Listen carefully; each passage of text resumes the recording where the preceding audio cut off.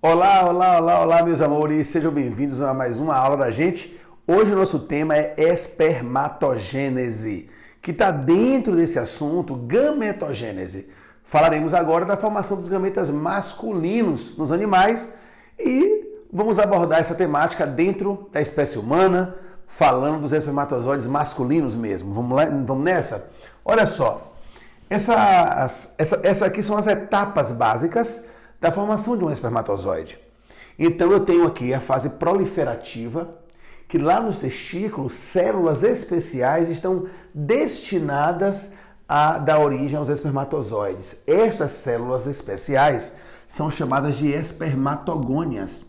Então existe um momento no desenvolvimento dessas células em que mitose vai acontecer. Olha que curioso, mitose, tá vendo? Então as espermatogônias são células que sofrem mitose, se multiplicam, são várias mitoses, e aí milhões de espermatogônias serão formadas.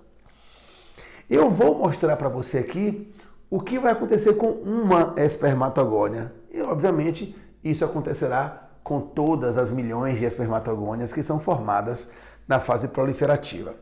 Ao final da fase proliferativa, cada espermatogônia vai se destinar a uma intérfase, G1, S e G2.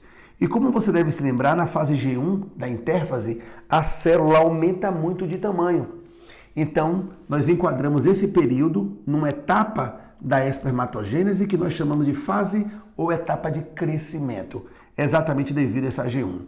Então, quando essa espermatogônia cresce, depois que ela passa pela intérfase, ela está enorme, eu chamo ela agora de espermatócito primário. Lembre-se que existe um outro processo importantíssimo que aconteceu nesse momento, que foi o quê? A fase S, a duplicação do material genético. Quando ainda é espermatogônia, a célula humana masculina tem 2N igual a 46 e tem 46 moléculas de DNA dentro de cada célula. Passou pela intérfase, no G1 cresceu, né? Aumentou de tamanho. E na fase S sofreu o quê? Duplicação do material genético, olha. Então a célula continua sendo 2N igual a 46, mas ela agora tem 92 DNAs. Agora essa célula vai se destinar à meiose. Qualquer dúvida, você volta lá na nossa videoaula de meiose e você vai entender tudo de meiose lá com a gente. Então vamos nessa. Quando esse espermatócito primário está formadinho, ele vai, portanto, passar pela meiose 1, que eu chamei de M1 aqui. A meiose 1 forma o quê? Duas células filhas. E aconteceu aqui a separação dos homólogos. Então, ao final da meiose 1, o espermatócito 1 se chama agora espermatócito 2. E ele tem agora N igual a 23 e 46 moléculas de DNA. Tudo aqui é a metade da quantidade presente no espermatócito 1. Então, o espermatócito 1 passou pela meiose 1, formou espermatócito 2. Espermatócito 2 agora passa pela meiose 2, que é uma meiose equacional, e vai formar, portanto, a espermátide. Cada espermátide tem N igual a 23.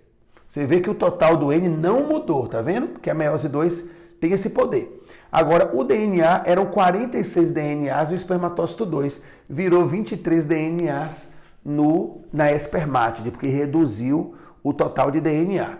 Moral da história: espermatócito 1 forma espermatócito 2, que forma espermátide.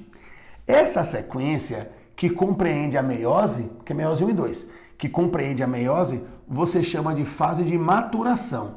E a diferenciação da espermátide em espermatozoide, você chama de espermiogênese, que é uma fase de diferenciação. Presta bem atenção que são 4 etapas: proliferativa, crescimento, maturação e espermiogênese. Porém, eu quero que você entenda que cada fase dessa está intimamente relacionada a um processo.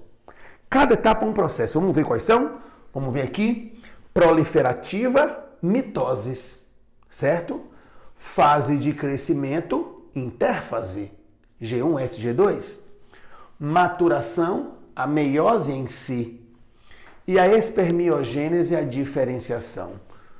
proliferativa, mitose, crescimento, intérfase, maturação, meiose, espermiogênese, diferenciação. Aqui no caso a espermátide ela vai desenvolver o flagelo, vai diminuir o volume do citoplasma do espermatozoide, formar placa intermediária rica em mitocôndrias, todo aquele formato conhecido do espermatozoide, para dar aquela agilidade, né? Para ele poder desenvolver sua atividade de nadar até o óvulo. Pronto, temos aqui a espermatogênese.